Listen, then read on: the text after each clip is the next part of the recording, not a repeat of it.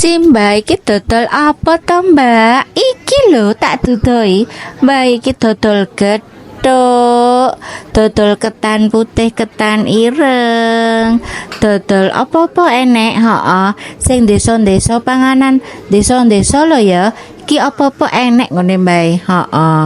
Lho, ki renjongan sakdarene yo eneng, ning wis entek mau sangke larise Mbak iki.